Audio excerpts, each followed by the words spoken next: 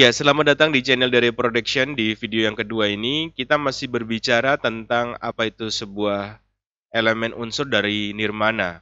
Ya, kalau di video yang pertama tadi kita membahas tentang konsep dasar dari nirmana, maka untuk yang berikut ini adalah kita akan membahas tentang elemen atau unsur-unsur dari nirmana. Itu ada 8 yang akan kita bahas secara detail ya. Kita langsung saja. Yang pertama adalah garis. Nah, dari bentuknya aja garis ini sangat bervariasi ya. Bisa kalian lihat ya, ada garis yang lurus seperti ini. Ini adalah garis, ada yang berliku-liku, ada yang zigzag seperti ini. Nah, dari bentuknya juga garis sangat bervariasi ya. Ada yang bentuknya lurus seperti ini, ada yang bentuknya putus-putus ya, ada yang bentuknya kayak titik-titik seperti ini ya. Kemudian sifat karakter garis dalam hubungannya sebagai elemen tata letak, garis ini memiliki kemampuan untuk membangkitkan suasana atau menciptakan suatu kesan tertentu. Sehingga segala rasa yang muncul dalam proses mendesain dapat dimanifestasikan ke dalam bentuk-bentuk garis yang berbeda. Nah, beberapa jenis garis beserta kesan yang ditimbulkan dari garis tersebut diantaranya seperti ini. Yang pertama ada garis lurus vertikal. Nah, itu dia memiliki kesan yang stabil atau statis, tenang, ya, kekuatan atau kemegahan. Jadi kalau bentuknya vertikal. Kemudian ada garis horizontal. Ini dia dapat mengungkapkan kesan tenang, wawasan atau luas, ya. Kalau yang garis lurus vertikal ini misalkan seperti desain itu loh, apa namanya, labelnya Extra Joss itu kan ada tangan yang arahnya adalah vertikal ya, lurus seperti ini. Nah, itu dia mengandung arti kekuatan tadi yang disinggung ya. Kali horizontal ini dapat mengungkapkan kesan tenang, wawasan yang luas itu seperti kalau kita berada di pantai kita bisa lihat sebuah garis yang horizontal untuk membatasi antara ombak atau lautan atau pantainya ya airnya dengan langit. Itu kan kalau kita lihat dia seperti horizontal itu menimbulkan kesan tenang atau wawasan yang luas. Itu sudah menerapkan elemen itu. Kalau kalian foto menggunakan kamera, di situ ada unsur horizontalnya. Seperti itu yang dimaksud ya. Kemudian ada garis putus-putus, yaitu dapat mengungkapkan kesan gerak dan gelisah. Kemudian ada garis silang atau diagonal yang dapat mengungkapkan kesan gerak, ringan, dinamis, tegang, dan ragu. Kemudian ada garis lengkung yang dapat mengungkapkan kesan luas, lamban, irama, dan santai, serta bisa mengibaratkan sebuah kehidupan. Kemudian garis zigzag itu berkesan gairah, semangat, dinamika, atau gerak cepat. Nah, kemudian ada yang garis spiral, itu memberikan kesan kelahiran atau gelombang kekuatan. Kayak desain obat nyamuk itu kan bentuknya seperti spiral ya. Nah, spiral itu kan berarti menandakan bahwa dia memiliki gelombang kekuatan, yaitu berupa asap yang dapat membunuh nyamuk yang ada di sekitarnya. Seperti itu ya. Itu salah satu contoh penerapan dari elemen-elemen berupa garis seperti itu. Nah, kemudian garis dapat dibagi menjadi dua, teman-teman, yaitu garis alamiah. Nah, garis alamiah ini adalah garis cakrawala alam yang dapat dilihat sebagai batas antara permukaan laut dan langit kalau dari gambar ini. Tadi sudah kita singgung ya. Ini garis kan, garis bentuknya horizontal. Ini adalah garis alamiah, bukan garis buatan manusia ya. Maksudnya ini adalah benar-benar real tercipta dari alam. Seperti itu. Kemudian ada garis buatan. Nah, garis buatan ini adalah garis yang sengaja dibuat. Contohnya garis hitam pada gambar ilustrasi untuk menciptakan bentuk dan figur. Nah, kemudian garis yang tidak sengaja dibuat itu timbul karena diciptakan dari dua bidang dengan warna yang berbeda. Seperti ini, ya garis yang sengaja dibuat ini. Gambar B ya. Itu menggunakan pensil misalkan kita membuat gambar ilustrasi. Kemudian garis yang gambar C ini adalah tercipta dari perpaduan warna. Ini bentuknya ada yang horizontal, ada yang Ada yang bentuknya lengkung ya, seperti itu. Nah, yang kedua, tadi garis, yang kedua adalah bidang atau shape. Nah, bidang merupakan unsur tata letak berupa objek yang memiliki dimensi panjang dan lebar, atau ya bersifat pipih. Sedangkan yang memiliki panjang lebar dan tinggi disebut sebagai bentuk atau memiliki volume. Nah, atau dengan kata lain ya, bidang bersifat dua dimensi sedangkan bentuk bersifat tiga dimensi. Jadi kalau yang hanya memiliki panjang lebar, yang pipih tadi itu disebut dua dimensi, sedangkan jika dia memiliki panjang lebar dan tinggi, kemudian memiliki volume, ya itu disebut dengan objek tiga atau bidang bentuk bersifat tiga dimensi. Seperti itu. Dari bentuknya, bidang maupun bentuk ya terdiri dari beberapa macam, yaitu ada bidang geometris, bidang biomorfis atau organis, ya, bidang bersudut, dan bidang tak beraturan. Bidang dapat terbentuk karena titik, kedua ujung garis yang bertemu atau dapat pula terjadi karena sapuan warna. Nah, ini adalah bidang shape untuk contoh kreasi bidang geometris ya. Ada bentuknya lingkaran seperti ini disebut dengan geometris. Kemudian ada bidang shape, ini adalah bidang organis ya. Contoh bidang organis bentuknya kayak payung, daun, seperti itu. Kemudian ini adalah bidang geometris tiga dimensi. Tadi yang sebelum yang pertama itu kan cuma dua dimensi ya, ini tiga dimensi yang menciptakan kesan modern. Ya. Kemudian bidang dapat tersusun dari komposisi huruf yang dirangkai secara kreatif sehingga dapat menyampaikan pesan tertentu. Nah, contohnya seperti ini. Nih, ini adalah bidang yang tersusun dari huruf-huruf ya, yang diwujudkan menjadi sebuah pesan tulisan yang menarik.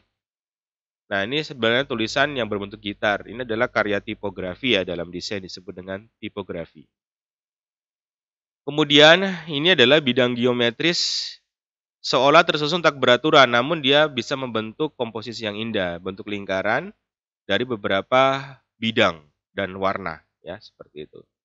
Nah, ini adalah karya-karya seni abstrak ya. Kemudian dari prosesnya bidang dapat dibedakan menjadi dua ya, yaitu bidang alamiah, contohnya bidang lapangan atau taman ya, bidang sawah, bidang langit, bidang laut dan sebagainya. Itu yang alamiah, tadi sudah kita singgung sebelumnya. Kemudian ada bidang buatan.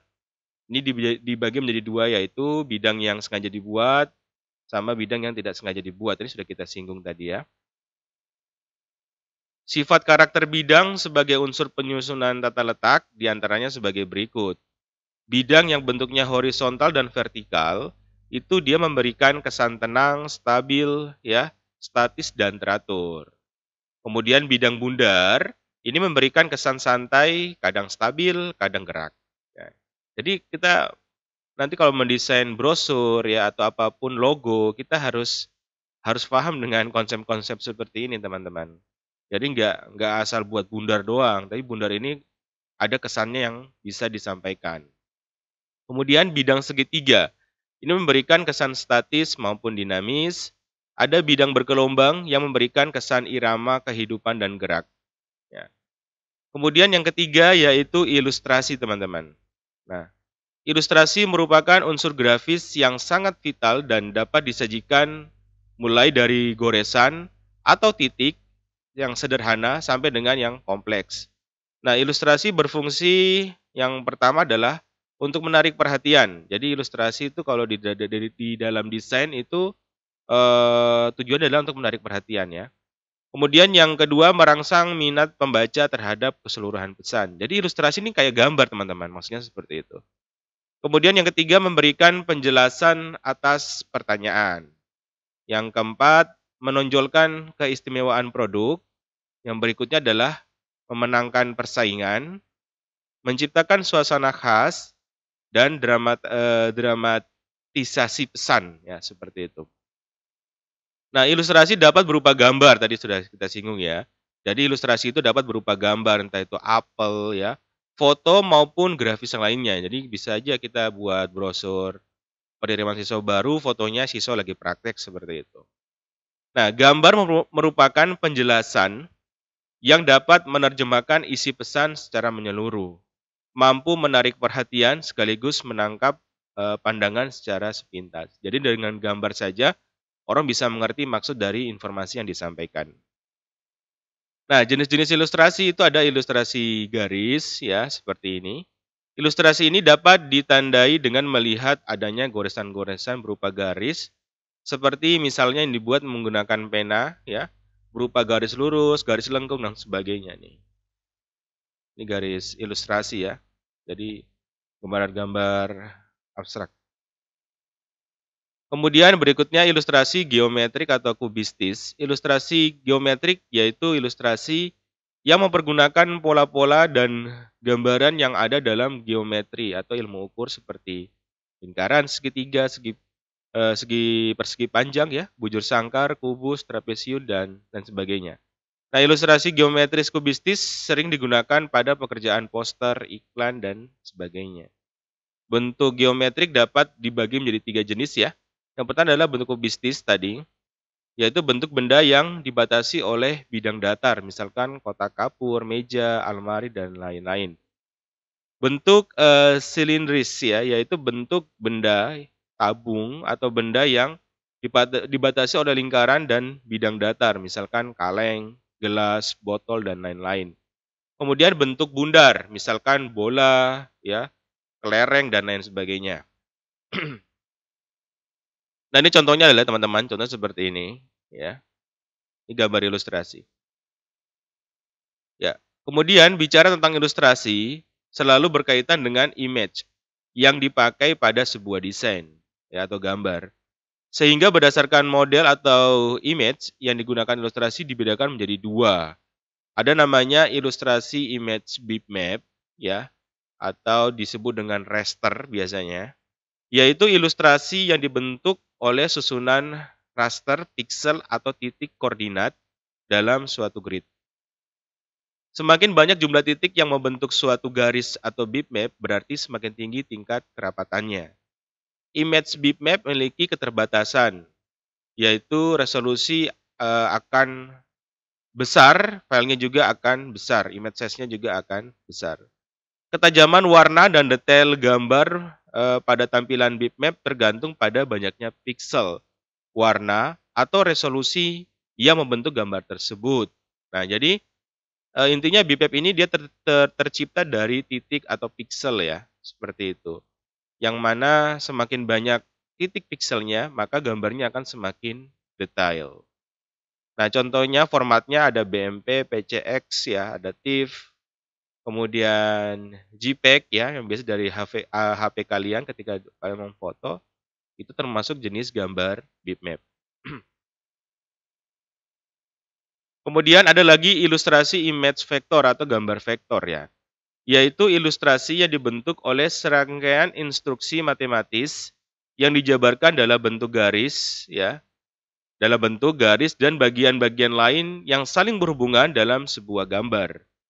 Ukuran file relatif kecil ya, vektor ini lebih kecil dibandingkan yang raster tadi, yang bitmap. Dan jika diubah ukurannya, kualitasnya dia akan tetap. Jadi kalau gambarnya kecil, ukuran 2 kali 2 cm, diperbesar menjadi 10 kali 10 cm, ukurannya dia masih kecil ya. Paling beda-beda dikit. Dan sering dipakai dalam membuat logo, animasi, ilustrasi, kartun, clip art, dan sebagainya. Nah, contoh file format vektor adalah WMV, SWF, CDR, dan AI. Nah, ini anak-anak orang multimedia harus tahu ya, jenis gambar 2 ya, ada 2 tadi, ada bitmap, ada vektor. Itu kalian harus paham betul. Nah, ini adalah contoh ya. Yang di sebelah kiri adalah bitmap, yang di sebelah kanan adalah vektor. Kalau kita lihat secara detail, gambar bitmap ini kalau diperbesar dia akan sedikit pecah ya.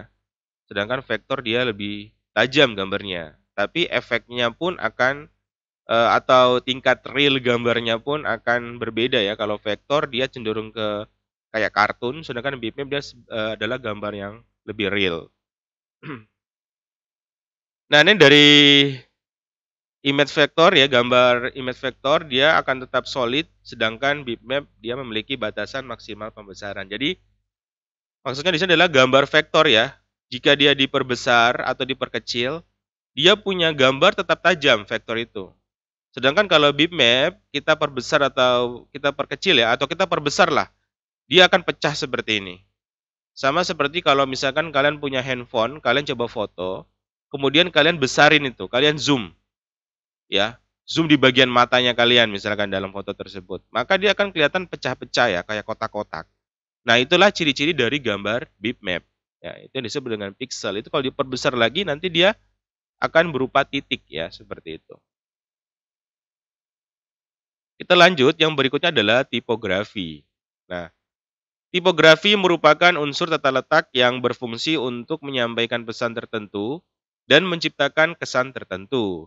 Sehingga susunan tata letak dapat terlihat menarik, serta pesan yang disampaikan juga bisa diterima dengan jelas bagi yang melihatnya. Dari artinya, tipografi ya adalah suatu ilmu dalam memilih dan menata huruf dengan pengaturan penyebarannya pada ruang-ruang yang tersedia. Jadi kalau berbicara tentang tipografi, kita akan berbicara tentang teks, ya seperti itu.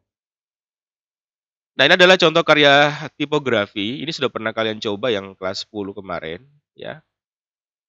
Kemudian ini juga contohnya, Selamat Hari Pahlawan. Nah, ini ada 10 November.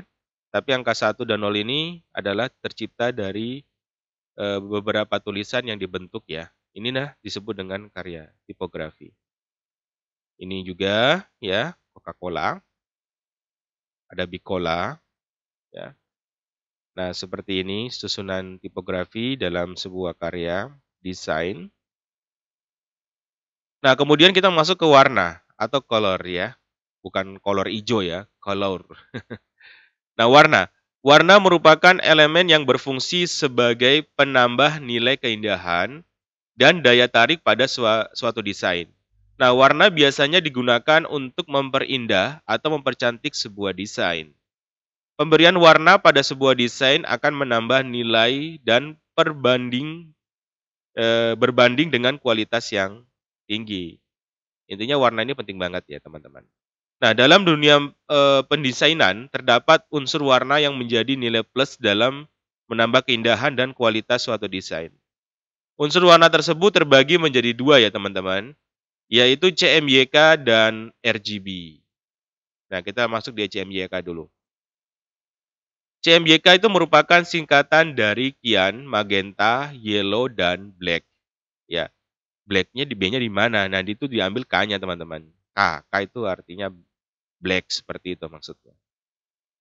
Nah, warna-warna ini biasa disebut dengan warna proses yang memberikan hasil yang relatif sempurna dalam percetakan keempat warna ini. Ya, merupakan tinta proses. Tinta proses ialah tinta yang dicetak menggunakan cara-cara tertentu, berbeda dengan cara mencetak menggunakan satu tinta. CMYK ini dapat mencetak 4 warna sekaligus dan dapat melakukan penumpukan warna. Namun apabila penumpukan warna mengalami kesalahan akan terjadi link trapping error, yaitu warna yang dicetak tidak akan sesuai dengan apa yang diinginkan. Ya, jadi CMYK ini teman-teman saya perjelas lagi. CMYK ini adalah konsep warna yang digunakan dalam mencetak sebuah karya yang menggunakan mesin cetak industri, teman-teman. Seperti kita ingin mencetak spanduk, itu kan ukurannya besar ya, apalagi baleho ya, itu besar banget. Nah, itu kan kita nggak bisa cetak desain itu menggunakan printer di rumah, kan kecil itu. Nah, kita harus menggunakan mesin-mesin industri seperti mesin plotter. Nah, di mesin plotter itu dia support warnanya yaitu CMYK. Ya. Sehingga nanti kalau kalian mendesain ya menggunakan Corel atau Photoshop, maka kalian harus mulai berpikir, ini mau dicetak pakai alat apa nih ukuran sebesar ini. Kalau kalian memang ingin mencetak di industri percetakan, saya sarankan ubah warnanya menggunakan warna yang sesuai yaitu CMYK. Karena kalau kalian paksa dengan warna RGB, nanti hasil yang kalian desain dengan hasil cetaknya tidak akan sama warnanya. Bisa saja dia lebih pudar. Memang CMYK ini dibandingkan dengan RGB dia lebih pudar warnanya. Oke, kita lanjut. RGB. RGB merupakan singkatan dari red, green, and blue, ya. Merupakan warna yang digunakan sebagai pencahayaan yang biasa digunakan untuk input device dan output device. Jadi RGB ini adalah warna yang kita gunakan pada saat mendesain yang nanti tampilannya hanya untuk outputnya aja. Misalkan kita menampilkan di handphone ya, kita menampilkan di monitor atau di sosmed kita lah seperti itu. Nah, kita menggunakan konsep RGB. Nah, seperti untuk monitor dan warna ini tadi yang sudah saya singgung ya, warna yang ada di pokok yang di monitor dan pada barang elektronik lainnya seperti kamera, handphone dan lain-lain sudah baru saya singgung. Apabila warna RGB ini dicampurkan, maka akan menghasilkan berbagai warna lain, terutama warna putih yang menjadikan RGB menjadi warna pencahayaan yang biasa digunakan di barang elektronik atau monitoring. Warna RGB digunakan sebagai warna pokok barang elektronik karena warna RGB memang berfungsi untuk digital monitor, bukan untuk percetakan. Walaupun real sesungguhnya, ketika kita mendesain, kita ingin cetak ya, desain kita menggunakan mesin yang bukan mesin industri kayak yang tadi ada mesin plotter, tapi kita cetaknya di mesin Epson, Canon di rumah kita. Nah, itu kita gunakan RGB. Ya, jangan menggunakan CMYK. Karena apa? Printer kita itu support dengan warna RGB, dia lebih terang, lebih kontras. Ya, seperti itu. Yang keenam adalah tekstur ya. Dalam desain grafis, tekstur itu adalah nilai halus dan kasarnya sebuah benda.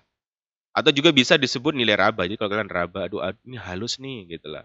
Ini kasar nih gitu ya. Yang diraba itu ini ya, karya desainnya ya.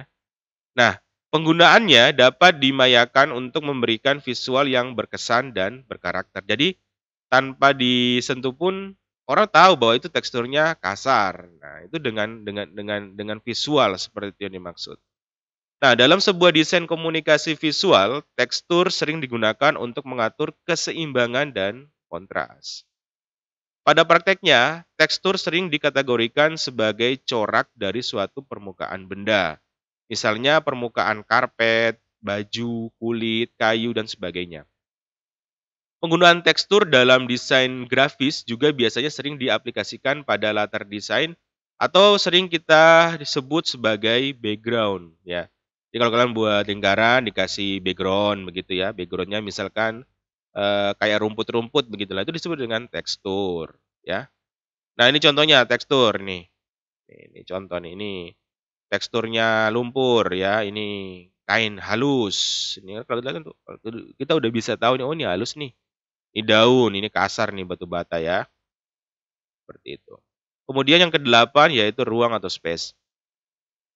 Ruang adalah jarak antara atau daerah atau sekitar sesuatu yang memisahkan ruang atau universe ya, highlight dan memberikan mata visual istirahat. Maksudnya ruang ini dalam karya desain penting ya. Jadi kalian kalau mendesain brosur jangan terlalu padat.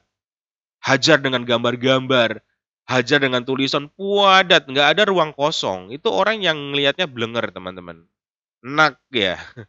Bagaimana kalau dia udah enak, bagaimana dia mau baca? Akhirnya informasi tidak tersampaikan. Makanya dalam mendesain itu diperlukan ruang atau space sebagai mata kita ini untuk istirahat sejenak. Jadi mata kita nggak terlalu ini kayak ini. Lihat mata saya nih kayak gini-gini. Lihatnya kiri kanan ya. Jelalatan lah seperti itu. Nah, itu kadang nggak ada ruang space yang kosong. Tapi kalau misalnya ada ruang kosong, dia akan lihat, wah ini kosong nih. Nah, matanya akan diam seperti itu. Nah, ruang dapat digunakan yang pertama untuk memberikan mata visual istirahat tadi yang kita singgung. Kemudian membuat hubungan antara unsur-unsur ya. Kemudian sorot salah satu elemen. Jadi dia bisa fokus ke salah satu elemen, ya ada ruang kosong, kemudian ada objek seperti itu. Menaruh banyak spesies sekitar yang penting untuk memanggil perhatian kepadanya. Ini aduh bahasanya kurang sip. Membuat layout mudah untuk mengikuti. Membuat tipe dibaca ya. Nah, seperti itu. Ini mungkin saya jelasin saja ya. Ini saya menerjemahkan dari bahasa Inggris ini sepertinya. Jadi seperti ini, bahasa agak kacau. Yang pertama ya, ruang itu sangat penting. Yang pertama adalah untuk memberikan visual istirahat mata. Ya, mata jadi istirahat, tadi sudah kita singgung. Intinya nggak terlalu padat lah, sehingga kita lihatnya enak seperti itu. Membuat hubungan antara unsur-unsur. Jadi kalau misalkan dalam karya brosur kita, di situ ada image, ya, ada gambar, ada foto ya, ada teksnya. Nah itu dengan adanya ruang, itu dia akan menghubungkan antara gambar dan teksnya. Orang akan lihat, oh gambar dulu baru teks dulu. Jadi nggak dicampur-campur gitu loh. Ada gambar sebelahnya teks, di dalam gambar ada teks lagi. Nah itu kan tidak ada ruang kosong, sehingga terkesan terlalu bercampur seperti itu.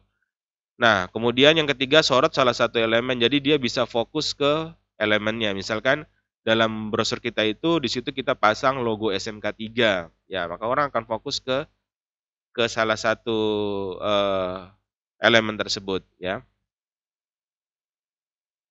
Jadi dia bisa menarik perhatian seperti itu, ya. Yang keempat ini.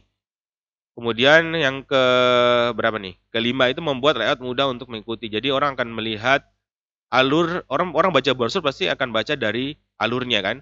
Lihat dulu, oh nih SMK Negeri 3 Merauke. Oh ini brosurnya SMK 3 Merauke. Kemudian ke bawah lagi membuka pendaftaran.